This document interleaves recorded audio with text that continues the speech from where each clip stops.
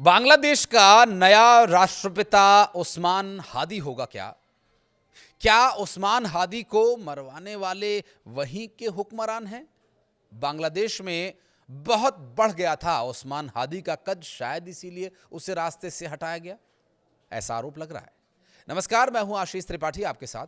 उस्मान हादी छात्र आंदोलन से इतना बड़ा नेता बन गया था कि एक्सपर्ट्स का तो यहां तक मानना है कि वहां के सत्ता में बैठे कुछ लोगों को इस बात का डर था कि कहीं बांग्लादेश में चुनाव हुए तो उस्मान हादी ना जीत जाए, और बांग्लादेश के ही कुछ नेताओं ने उसे रास्ते से हटाने की तैयारी की और फिर उसे अंजाम दिया ताकि उनकी कुर्सी को खतरा ना हो।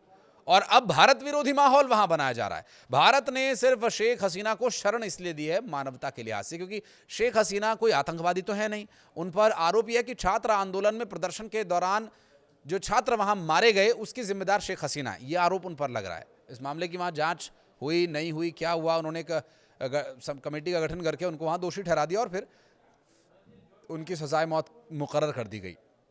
बहरहाल बांग्लादेश में हालात लगातार तनावपूर्ण बने हुए हैं। छात्र और युवा नेता शरीफ उस्मान हादी की मौत के बाद देश भर में विरोध प्रदर्शन देखने को मिल रहा है और उसके निशाने पर सिर्फ और सिर्फ हिंदू हैं।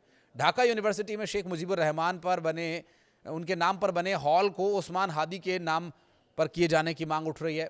यानी कट्टरपंथी अब बांग्लादेश में राष्ट्रपिता से बड़ा एक जहरीले आदमी को मानते हैं। इस बीच अंतरिम सरकार ने उस्मान हादी के नमाज जनाजा से जुड़े कार्यक्रम में बदलाव किया है और ढाका समेत कई इलाकों में सुरक्षा व्यवस्था भी कड़ी कर दी गई है। सरकार ने हिंसा की घटनाओं की कड़े शब्दों में निंदा की है और साफ कहा कि कानून हाथ में लेने वालों को बख्शा नहीं जाएगा। और अंतरिम सरकार के मुख्य सलाहकार मोहम्मद यूनुस के नेतृत्व में प्रशासन ने हादी की जनाजे की नमाज के वक्त में बदलाव की घोषणा की।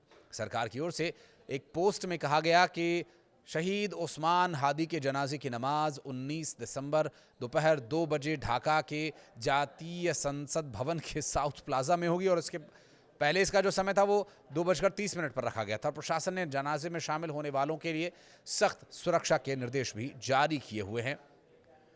लोगों से कहा गया है कि वो बैग या भारी सामान लेकर के ना आए। संसद भवन और उसके आसपास ड्रोन्स उड़ाने पर भी पूरी तरह से पाबंदी है। इस बीच बांग्लादेश हिंदू बौद्ध ईसाई यूनिटी काउंसिल ने यहाँ पर मयमनसिंह के भालुका इलाके में हिंदू गारमेंट वर्कर दीपू चंद्र दास की हत्या की कड़ी निंदा की है और कहा कि 18 दिसंबर की रात करीब 9 बजे कथित ईश निंदा के आरोप में दीपू चंद्र दास को भीड़ ने बेरहमी से पीट पीट कर मार डाला। इसके बाद उसके शव को पेड़ से लटकाकर आग लगा दी गई। संगठन ने इसे सांप्रदायिक सौहार्द बिगाड़ने वाली जघन्य घटना बताया और दोषियों की तुरंत गिरफ्तारी की भी मांग की है। अंतरिम सरकार ने भी इस हत्या की तीखी निंदा की। सरकार ने बयान जारी कर कहा कि नए बांग्लादेश में ऐसी हिंसा के लिए कोई जगह नहीं है और इस अपराध के दोषियों को कड़ी सजा दी जाएगी।